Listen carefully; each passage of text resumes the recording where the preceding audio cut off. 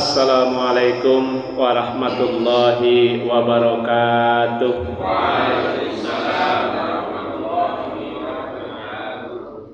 Bismillahirrahmanirrahim. Alhamdulillahilladzi hadana lihada wa ma kunna linahtadiya laula an hadanallah. Laqad ja'at rusulu rabbina bil haqq wa nudu antilkumul jannatu uristumuha bima kuntum ta'malun. Asyhadu an la ilaha illallah wahdahu la syarikalah wa asyhadu anna Muhammadan abduhu wa rasuluh sallallahu alaihi wa ala alihi wa ashabihi wa man sara ala nahjihil qawim wa da'a ila siratil mustaqim ila yaumiddin wa sallama tasliman katsira. Allahumma 'allimna ma yanfa'una wanfa'ana bima 'allamtana wa zidna ilman wa aronal haqqa haqqa warzuqna ittiba'ah wa aronal batila batila warzuqna ijtinabah. Amma ba'du, para bapak, para ibu, adik-adik remaja yang semoga semua dalam keadaan sehat walafiat. Bila kita melihat saudara-saudara kita yang ada di Palestina, Masya Allah betapa mereka sedang diuji dengan ujian yang teramat berat dalam waktu yang sudah lama sekali. Hidup tanpa adanya ketenangan. Di sisi lain mereka juga rupanya bersyukur dengan ujian itu bisa mendapatkan syahid. Pernah ditayangkan pemuda-pemuda yang ditangkap oleh polisi Israel akan dihukum mati. Bukan mereka menangis, bukan mereka bersedih, tapi tersenyum karena dengan keyakinan akan mendapatkan syahid. Kita yang berada di sini dalam zona nyaman untuk ibadah, tidak ada yang menghalangi, apalagi yang mengintimidasi sampai melarang, malah justru diundang, malah justru diberi makanan, malah justru disambut.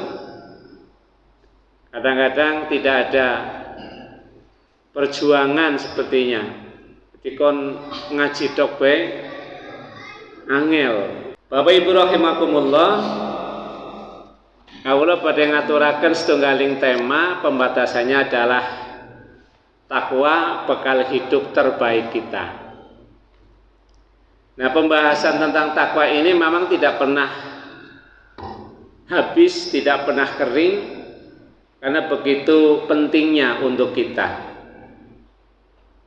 Sebagaimana khatib Jum'ah setiap kali khutbah selalu berwasiat supaya kita bertakwa kepada Allah Subhanahu wa ta'ala. Biasanya dibaca surat Ali Imran ayat yang ke-102. A'udzu billahi minasyaitonir rajim. Ya ayyuhalladzina amanuttaqullaha haqqa tuqatih wa la tamutunna illa wa antum muslimun. Insyaallah sudah sering sekali diperdengarkan, sudah hafal, cuman ini ayat yang penting bagi kita untuk selalu kita tadabburi, kita renungkan. Jamaah rahimakumullah, takwa dengan sebenar-benar takwa antara lain disebutkan di dalam kitab tafsir Al-Quranul Azim yang dikarang oleh seorang mufassir terkenal, Ibnu Katsir rahimahullah, semoga Allah memberikan rahmat kepadanya, mengutip perkataan dari seorang sahabat yang bernama Anas bin Malik radhiyallahu anhu, semoga Allah ridho kepadanya. Anas bin Malik mengatakan, la yattaqil abdullahu haqqa tuqatih hatta yahsunu min lisanihi. Tidaklah dikatakan seseorang itu bertakwa kepada Allah dengan sebenar-benar takwa, haqqa tuqatih, hatta yahsunu, sampai orang itu bisa mengendalikan min lisanihi, dari lisannya. Jamaah rahimakumullah, jadi ukuran orang bertakwa dengan sebenar-benar takwa itu dalam hal ini diukur dari pengendalian lisan. Karena produk dari lisan itu bisa menimbulkan pahala bagi kita jika kita bisa menjaganya, tapi juga produk dari lisan berupa ucapan, kata-kata, bisa menimbulkan dosa, bahkan bisa mengeluarkan seseorang dari keimanan. Nah, kalau kita kaitkan dengan ayat yang lain tentang perintah Allah juga terkait dengan masalah takwa, ini terdapat di dalam surat Al-Baqarah ayat 197, ketika Allah memerintahkan kepada orang-orang Islam untuk melakukan rukun Islam yang kelima, yaitu haji. Allah berfirman, al-hajju ashhurum ma'lumat. Ibadah haji itu dilakukan pada bulan-bulan yang sudah ditentukan, yang sudah dimaklumkan, yaitu bulan Syawal, Dzulqa'dah, Dzulhijjah. Jadi wong kaji bisa mangkat nang bulan Syawal. Engko umroh dhisik, engko balik maning. Engko pas sedurunge masa nukuh bisa mangkat maning. Kuwi sing umahe ora kaduwen utawa duwe duit akeh. Nanti hajinya modelnya model bukan tamattu tapi model kiron. Jadi umroh dulu, pulang, baru nanti ketika haji ke sana sudah tidak terkena dam. Mulai bulan Syawal, Dzulqa'dah, Dzulhijjah. Nah, kalau yang dari Indonesia biasanya mangkat terus ora bali sampai bulan haji. Maka hajinya memakai pola atau model tamattu. Jadi setelah umroh sampai datangnya masa wukuf itu boleh bersenang-senang dulu, ada jeda, tapi harus membayar dam. Nah, al-hajju ashhurum ma'lumat, faman faradha fihinnal hajja wala rafasa wala fusuqa wala jidala fil hajj. Maka barang siapa berniat melaksanakan ibadah haji pada bulan-bulan itu, janganlah melakukan rafas, janganlah melakukan kefasikan, dan janganlah melakukan jidal atau berbantah-bantahan. Rafas, kemudian fasik, jidal, ini juga pekerjaan yang terbanyak dari lisan. Ngomong jorok, kemudian juga fasik, kemudian juga berbantah-bantahan, ini kan juga menggunakan lisan. Kemudian disebutkan juga barang siapa yang melakukan kebaikan, maka Allah akan mengetahuinya. Fatazawwadu, pada ayat ini diteruskan, dan berbekalah kamu sekalian. Fa inna khairazadit taqwa, maka sesungguhnya bekal yang terbaik adalah bekal takwa. Wattaquni ya ulil albab, bertakwalah kalian kepadaku wahai orang-orang yang diberi akal, ulul albab. Bapak Ibu rahimakumullah, dari takwa yang sebenar-benarnya itu adalah dengan penjagaan lisan. Nah, penjagaan lisan itu dilakukan dengan cara supaya kita senantiasa tidak melakukan kejahatan. Kalau pada ayat tadi disebutkan wattaquni ya ulil albab, dan bertakwalah kalian kepadaku wahai orang-orang yang berakal. Nah, ulul albab ini adalah orang-orang yang senantiasa menggunakan daya pikir, menggunakan lisannya untuk berzikir kepada Allah. Di dalam surat Ali Imran ayat yang 190 sampai akhir itu, ini ayat yang dalam hadis itu disebutkan dibaca Rasulullah ketika bangun malam mau melaksanakan sholat tahajud. Jadi ada hadis yang menyebutkan dari keterangan itu, Rasulullah ketika bangun tidur sebelum berwudu itu membaca 10 ayat terakhir dari surat Ali Imran. Kaitannya dengan ulul albab ini disebutkan inna fi khalqis samawati wal ardi wahtilafil laili wan nahari la ayatil liulil albab. Jadi sesungguhnya di dalam penciptaan langit dan bumi dan silih bergantinya siang dan malam terdapat ayat-ayat tanda-tanda kebesaran Allah bagi orang-orang yang berakal. Nah, siapakah orang yang berakal itu? Allazina yadhkurunallaha qiyaman wa qu'udan wa ala junubihim wa yatafakkaruna fi khalqis samawati wal ard rabbana ma khalaqta hadza batila subhanaka faqina adzabannar. Ulul albab itu adalah orang-orang yang senantiasa mengingat Allah dalam keadaan duduk, dalam keadaan berdiri, dalam keadaan berbaring. Juga senantiasa memikirkan, gagas itu, merenung tentang penciptaan langit dan bumi.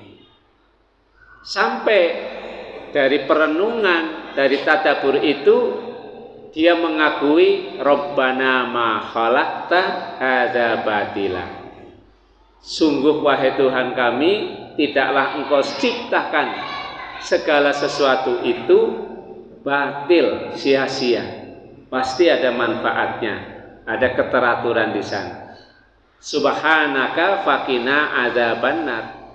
Sampai dia berucap, Maha suci Engkau ya Allah, jauhkanlah aku dari siksa api neraka. Itu semua dari lisan, zikir dengan lisan. Kemudian dia mengakui kebesaran Allah sampai mengucapkan subhanaka rabbana ma khalaqta hadza batila. Maha suci Engkau, itu juga dengan lisan. Nah, ini tentang arti takwa yang sebenar-benarnya. Nah, tentunya dengan takwa itu ya nanti ada keterangan bahwa takwa itu menjalankan perintah dan menjauhi larangan.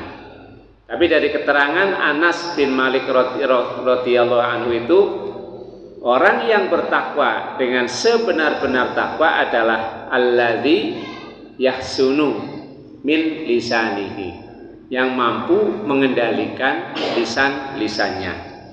Nah, kemudian kaitannya dengan wala tamutunna illa wa antum muslimun. Ibnu Katsir menyebutkan waman mata ala syai'in, dan barang siapa mati, meninggal dalam suatu keadaan,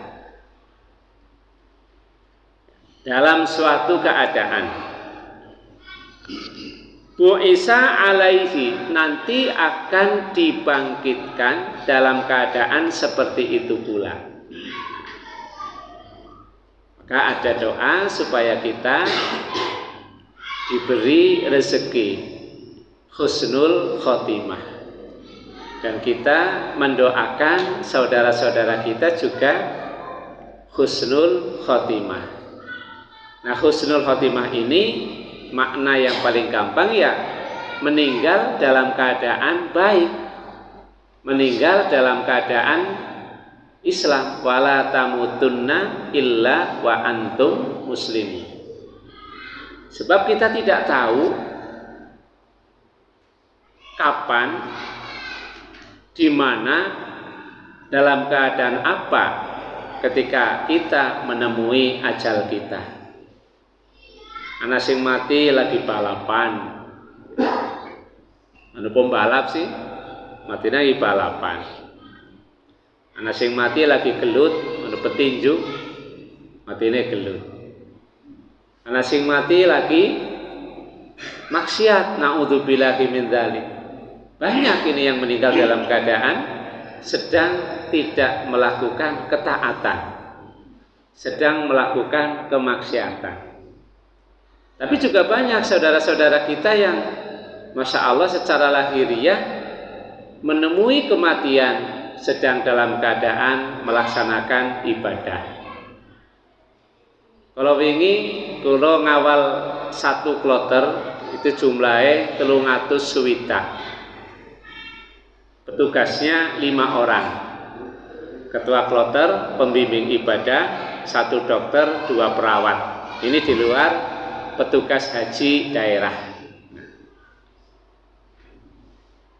Saya posisinya sebagai pembimbing ibadah. Untuk tahun 2023 dan 2024 besok masih tagline-nya haji ramah lansia.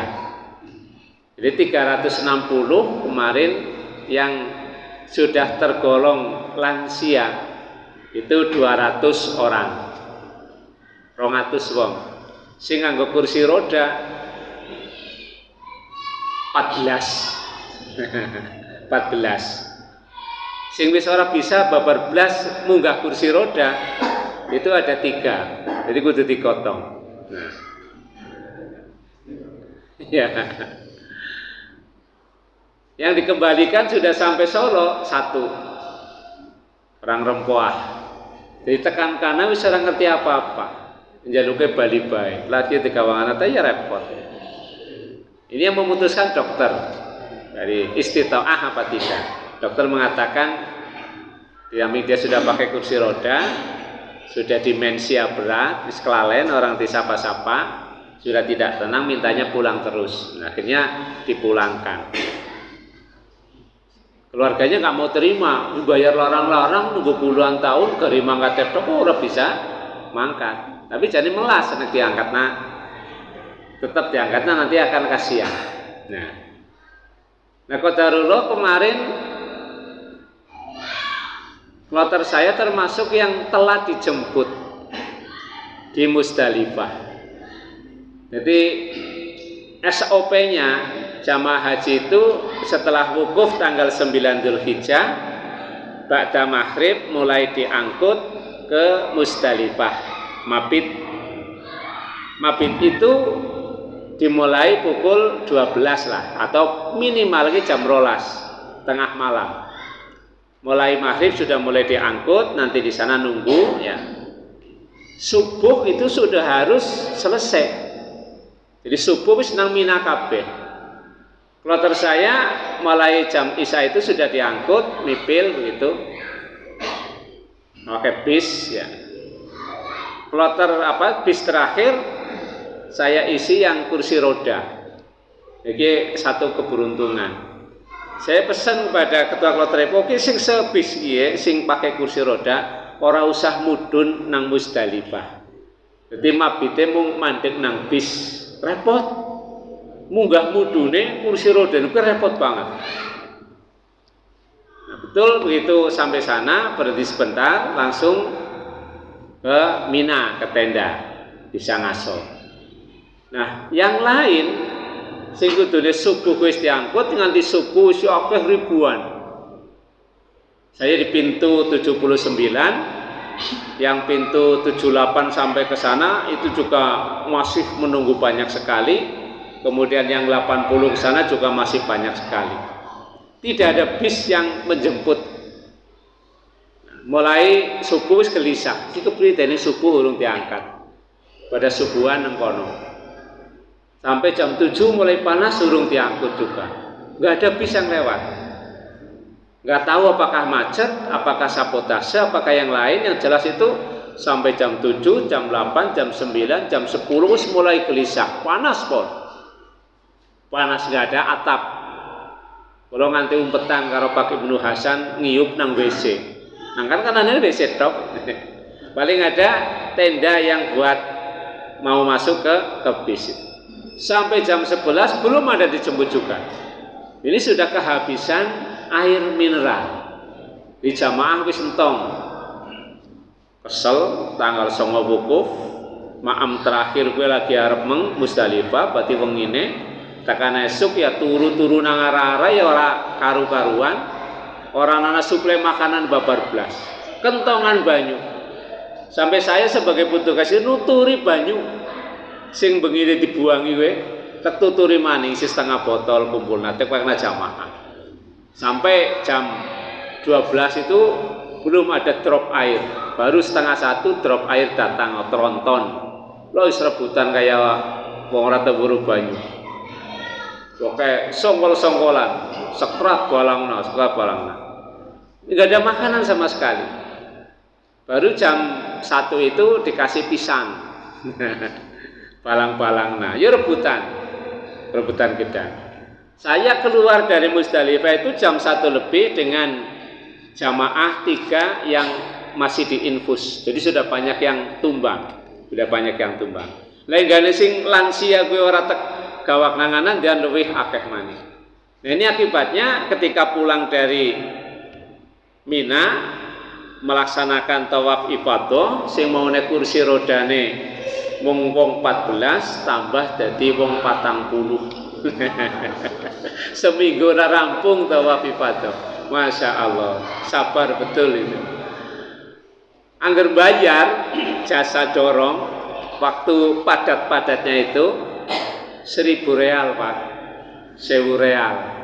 1.000 real ngerti rupiah nampuk ya 4 juta. 4 juta 300 ya ngundorong tok tawaf ping 7 tambah sa'i. Mulane udah kula ndem-ndemi jamaah wis sabar bae. Mengko tuli tawaf ifadah. Tawaf ifadah kader ora kudu iki. Ono jamaah tua-tua kan orang mengkhawatirkan ya Pak Juri. Nah, jamaah enom lah wis tekan Mina urung tawaf ifadah mbok nganti melanggar kok hajine bisa batal. Nggih, onus tua-tua arep ngapa? Ora khawatir turu bareng ya ora padahal ngapa-ngapa lah. Nah, ini maksudnya wala tamutunna illa wa antum muslimun. Nah wis rampung dari Bali kok jamaah kula wonten sing meninggal setunggal. Wong Sokaraja nih. Tapi memang sudah sakit. Artinya banyak orang yang meninggal ketika ibadah, lagi haji, lagi sholat, lagi ngaji, lagi ngisi pengajian. Nggak ada wis qadarullah mati kan orang nanti sing bisa ngendet. Mbak kuwi nang Purbalingga lagi Agustusan di Paromat ana lomba nyanyi. Di nang YouTube yang ngerti sekarang YouTube. Jadi sebuah dinas ya melaksanakan peringatan 17-an mengadakan lomba nyanyi untuk ASN. Lagi joget kok ngelemperek langsung mati. Nah, itu memang akhirnya seperti itu. Jadi wala tamutunna illa wa antum muslimun man mata barang siapa yang mati ngalah syai'in dalam suatu keadaan, bu'isa alaihi, akan dibangunkan dalam keadaan itu pula. Sejenak mati lagi maksiat, ini bangunnya lagi maksiat, dibangunkan dari kubur nanti. Na'udzubillahi min dzalik. Bapak Ibu rahimakumullah, takwa itu sebagai bekal bukan hanya nanti di dunia saja. Insya Allah kalau di dunia ini sangat berguna, tapi yang dimaksud di sini adalah takwa itu sebagai bekal kehidupan kita di dunia sampai dengan akhirat. Dalam sebuah hadis yang diriwayatkan oleh Ibnu Majah, Tirmidzi, itu Rasulullah pernah ditanya, su'ila Rasulullah sallallahu alaihi wasallam. Ditakoni Rasulullah nang jamaah teng sahabate ngan aksari mayudkhilun nasan nar, dari perkara-perkara yang banyak memasukkan manusia ke dalam surga yang pertama. Ngan aksari mayudkhilun nasal jannah. Rasulullah ditanya oleh sahabat, perkara apa ya Rasulullah yang banyak memasukkan orang ke dalam surga? Rasulullah menjawab dengan sangat cerdas, pendek tapi mudah untuk dipahami. Taqwallah wa husnul khuluq. Jadi hanya ada dua yang menjadikan nanti banyak orang masuk ke dalam surga. Takwa kepada Allah, berakhlak yang baik. Taqwallahi wa husnul khuluq. Wa su'ila ngan aksari ma yudkhilun nasan naro. Rasulullah juga ditanya tentang perkara yang banyak memasukkan orang ke dalam neraka. Dijawab dua hal juga, al-famu wal farju, mulut dan kemaluan. Kan sinkron dengan makna takwa yang sebenarnya adalah yuhsinu min lisanihi, orang yang bertakwa dengan hak jaga lisan. Rasulullah ditanya oleh sahabat, yang banyak memasukkan orang ke dalam neraka itu dari mulut dan dari kemaluan. Mulut dan kemaluan. Nah, zaman siki malah sing jenenge ucapan tidak hanya yang keluar dari mulut kita, tapi apa yang kita tulis di HP. Mulane ngarep nge-share apa-apa kudu jangan dipikir. Pangapura kadang kan ya nafsu banget ya, apa-apa diterusna di share.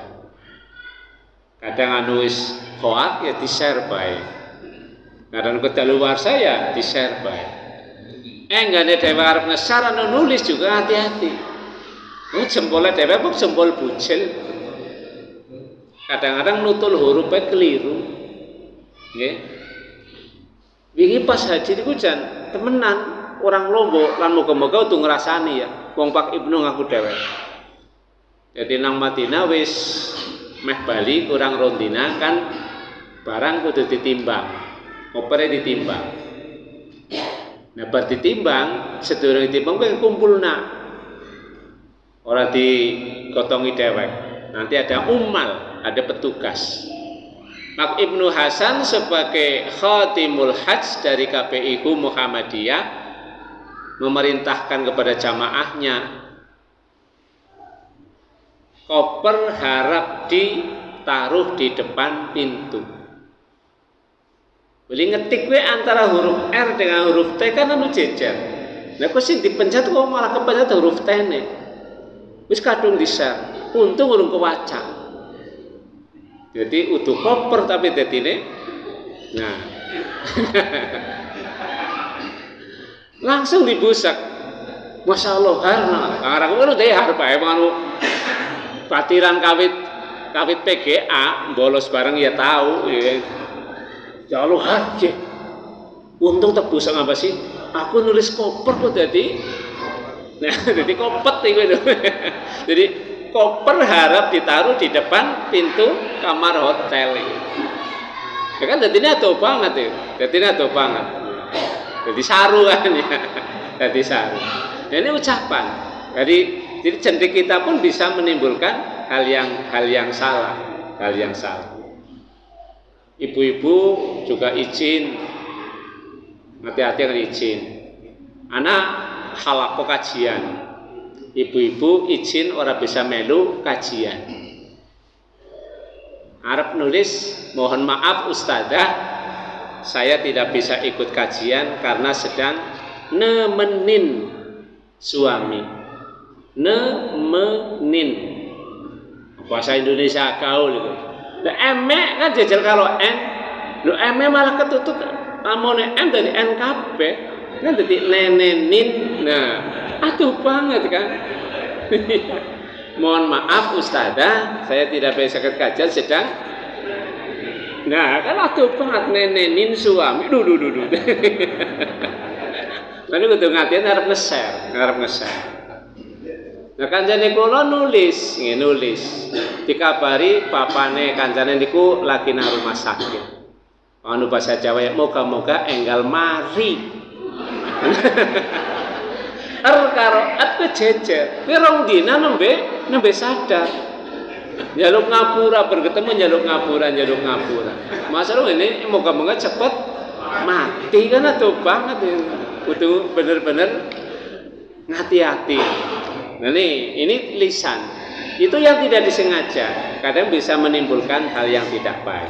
Nah, jadi perkara yang banyak memasukkan seseorang ke dalam neraka itu dari al-famu wal farju, dari mulut dan dari kemaluan. Nah, Bapak Ibu rahimakumullah, itu tadi haqqo tuqatih.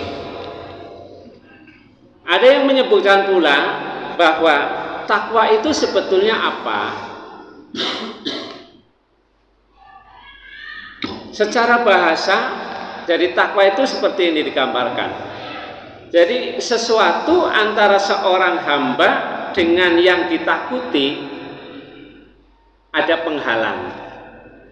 Cara bahasanya ya, jadi takwa itu apa? Takwa itu adalah sesuatu yang bisa menghalangi antara saya dengan yang saya takuti.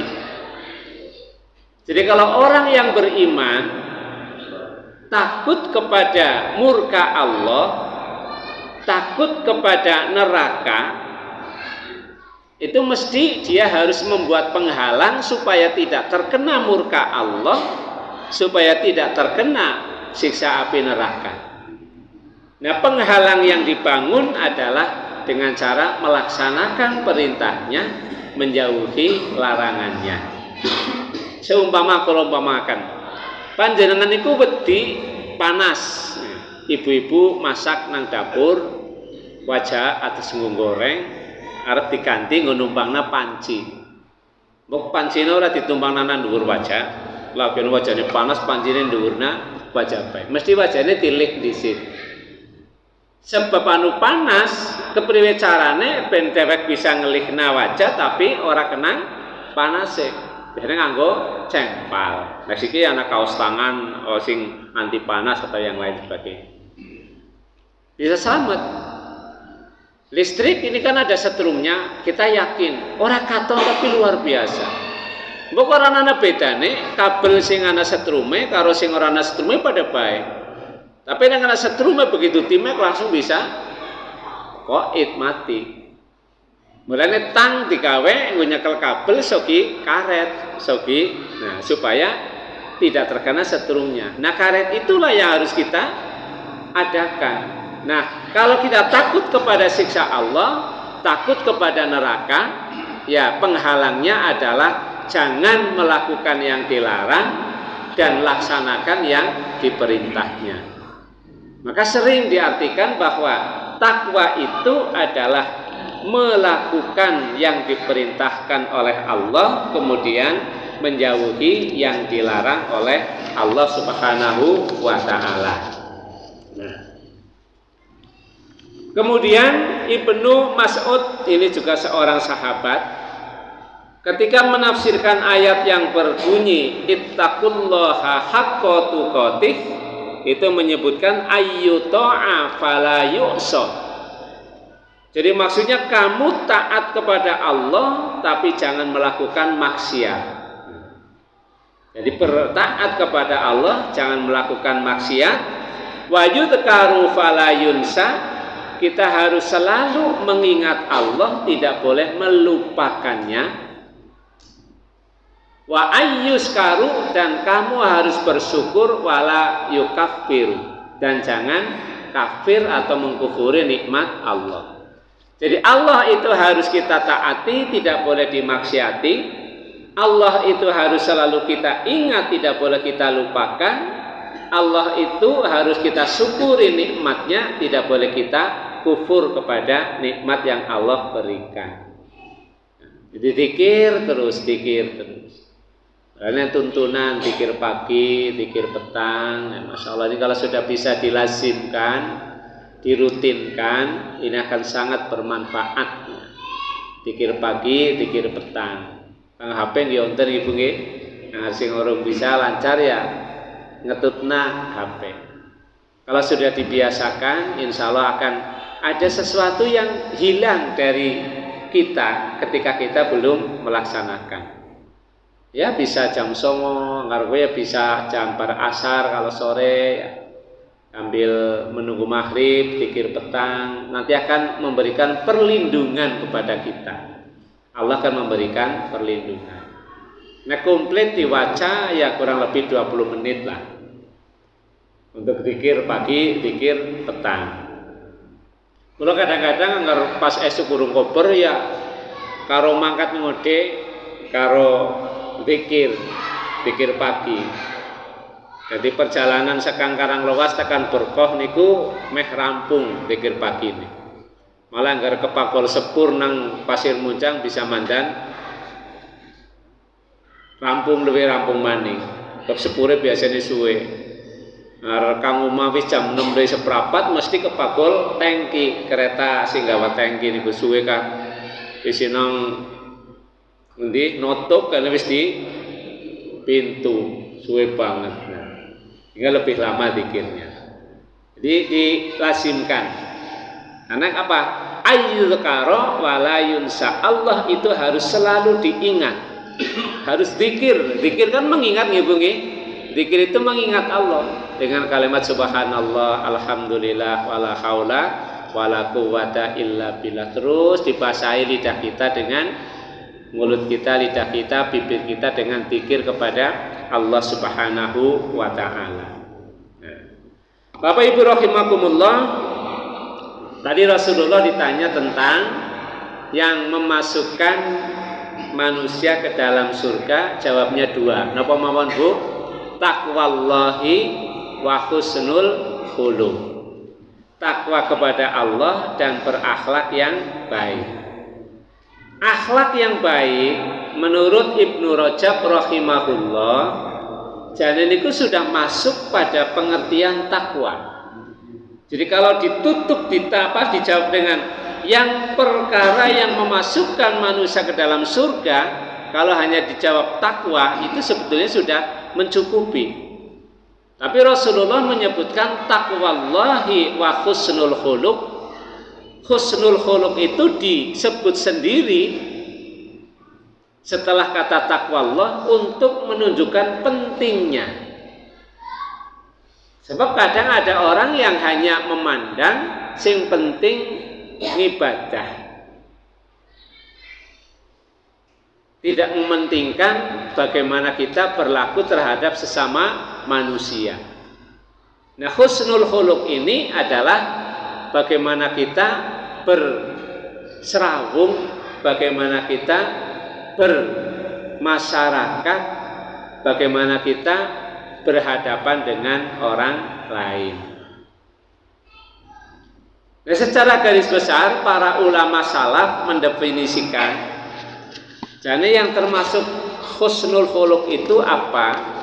Antara lain disebutkan dari Al-Hasan Al-Basri rahimahullah, yang dinamakan husnul khuluq itu al-karamu wal badlatu wal ihtimal. Jadi tiga hal. Al-karamu itu artinya ramah. Ramah kuwi yang cara wong Jawane ya ora sombong, sumeh, takonan, jamean gitu. Ramah ya, ketemu gelem salam, nek diwehi salam gelem jawab ya. Tidak memandang dengan merendahkan. Ini namanya ramah. Al-karam wal badlah. Wal badlah itu artinya dermawan. Tidak pelit, lawannya itu bakhil. Al-badlatu itu dermawan, wal ihtimal itu artinya bisa menahan marah. Ini cukup singkat. Hasan Basri itu menyebutkan al-karam, jadi yang dinamakan akhlak mulia itu adalah ya ramah. Jadi wong arep ketemu ku ya seneng. Orang malah jadi tambah prasangka, kemudian menjadikan ketersinggungan, merasa dihina, direndahkan. Ini ramah, kemudian dermawan dan bisa menahan marah. Baik di dalam keluarga maupun di dalam bermasyarakat. Pangapunten, kadang ana sing wong karo wong liya kuwi bisa alus, bisa ramah, tapi nek karo anggota keluargane dhewe kadang ora ramah, ora alus. Seomong-omongnya jadi padu, komunikasinya buruk. Tapi karo wong liya bisa alus. Wong lanang ngomong karo bojone kok ora ngergani babar blas mampu ra bekana ya. Jadi orang komunikatif, tidak meniru Rasulullah. Bukan Rasulullah alus pisan karo garwane. Jadi lelaki yang mulia adalah yang memuliakan istrinya. Dan istri itu menghormati, menyayangi, memuliakan, memanggil dengan panggilan yang sekiranya menimbulkan kesenangan, kedamaian. Ibune apa make diundang jenenge langsung misalkan. Ya, ramah lagi. Kemudian Al-Mubarak menyebutkan huwa bastul wajhi, yaitu bermuka manis. Ya, orang beda kalau ramah nih. Bastul wajhi, jadi yang namanya akhlak mulia itu bermuka manis. Bermuka manis itu nek dideleng kowe nyenengna. Kemudian wabadlul ma'ruf, membiasakan kebaikan, melakukan kebaikan, kemudian waqiful adza, jadi menahan dari menyakiti. Nah, zaman siki sing lagi dikampanyekan bahan itu pembulian, perundungan. Itu teng sekolah-sekolah niku lagi dikedepankan bab anane media sosial, bocah kakek nonton film kekerasan, kemudian juga game-game yang menimbulkan kekerasan secara tidak sadar akan menimbulkan sikap yang tidak baik, sosialisasinya kurang pada anak-anak. Sampai kejadian malah kadang bangga direkam yang seperti yang di Majenang nggih. Termasuk teng sekolah niku lho nggih. Akeh bocah sing melaporkan yaitu terjadinya perundungan, pembulian. Apa maning sing anu boarding, sing nang pondok. Seminggu niki kula niku pun nglayani wong tua sing arep mindahna anake sebab nang pondok kan ora betah. Ana sing sekang pondok leler, ana sing sekang pondok kesugihan. Jadi yang sekamar campur bocah mesti akan terjadi yaitu sing gede karepe menang dewek. Pembulian, perundungan ya. Kan sampai perusakan. Sandalnya dibuang, pantalnya disuwek ya. Jadi ora betah, perundungan. Nah, kita tidak boleh melakukan seperti itu kalau kita ingin akhlak yang mulia. Jadi menahan diri dari menyakiti orang lain. Tidak berbuat semena-mena. Nah, ini kalau dilakukan akan menjadikan kita memiliki akhlak yang mulia. Husnul khuluq. Jadi kepada yang tua kita bisa menghormati, kepada yang muda kita bisa menyayangi. Dan kita harus berperilaku yang seperti itu. Apalagi dalam satu jamaah. Ya kadang karena sering ketemu, kadang geluwean, kadang apa. Tapi geluwean juga yang tidak sampai menjadikan ketersinggungan. Rasulullah juga pernah geluweh gitu. Anak ibu-ibu sepuh ya. Kon apa kados kula saged mlebu surga. Rasulullah sepande jawab, teng surga mboten wonten wong nini-nini gitu. Kan langsung banget ya. Berarti kayak aku ora bisa mlebu surga. Jadi kecewa apa sing takon wong. Nanti pokoknya dibuat tidak nyaman.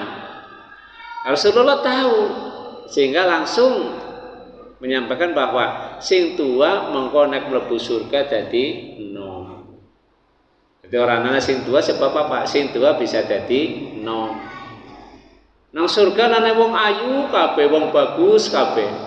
Mengko sing ora bagus, sing ora ayu mlebu surga dadi ayu dadi bagus ya. Kok sebaliknya nek sing bagus, sing ayu yang orang gelem ibadah mlebu neraka. Engko nang neraka ora ana wong ayu, sebab wong ayu diobongi. Apa diobong dadi ayu ya tetep ora. Mulane jawani-wani berkelakar lah ora apa-apa mlebu neraka. Engko kan karo bintang film sing ayu-ayu. Naudzubillah. Jangan sampai memikir seperti itu. Nah, Rasulullah ngendika siksa neraka sing paling enteng niku jere sing diterima nang Abu Thalib. Sebab Abu Thalib niku jane niku yakin terhadap Rasulullah, terhadap Islam, cuman tidak sampai pada mengucapkan syahadat. Kenapa? Ya, gengsi begitu. Takut dikata-katain oleh masyarakat kafir Quraisy. Hingga Rasulullah ngendika ngadeg nang watune neraka lah gampangane kowe tidak sampai kosong, cuman otaknya umeb mendidih. Kan berarti panas banget. Nah, sing dilebokna nganti dasaring neraka, Masya Allah. Dan di sana sudah tidak ada mati lagi. Makanya merenunglah Bapak Ibu, kadang-kadang Masya Allah ya. Aratus takziah, kita lagi merenung ya. Sing jenis siksa kubur kowe wis ana. Paling jenis alam barzah, alam kubur niku suwe banget. Lah ngene dhewek mati siki tahun 23 tekan kiamat. Mbok sing jenis alam barzah nganti kiamat. Ya kiamatnya pirang puluh tahun maneh. Ana wong sing wis disiksa kubur nganti atusan tahun, ribuan tahun. Karena alam barzah sudah ada, siksa kubur sudah ada. Kayak ngapa petenge beli menghadapi. Nah, maka Rasulullah betul-betul mengatakan orang yang cerdas itu antara lain adalah orang yang mengingat mati. Karena itu jarang sekali kita mengingat mati. Mengingatnya karepe urip terus. Bapak Ibu rahimakumullah, itulah takwa yang bisa membersamai kita. Di dunia akan menjadi orang yang dikenal baik. Kemudian juga sampai di akhirat, itulah yang banyak nanti memasukkan orang ke dalam surga. Dan sebaliknya Rasulullah sudah menjelaskan yang banyak memasukkan manusia ke dalam neraka adalah dari mulut dan dari kemaluan. Maka harus kita jaga dua hal itu Mudah-mudahan kita diberi kekuatan untuk bisa menjaganya. Mekaten Bapak Ibu ingkang saged kawula aturaken, tentu ini sudah sering disampaikan, tapi mudah-mudahan Allah memberikan kekuatan kepada kita untuk begitu sadar, begitu mengerti bahwa semua itu harus kita lakukan. Mohon maaf atas segala kekurangannya. Subhanakallahumma wa bihamdika asyhadu an la ilaha illa anta astaghfiruka wa atubu ilaik. Wal afu minkum. Assalamualaikum warahmatullahi wabarakatuh.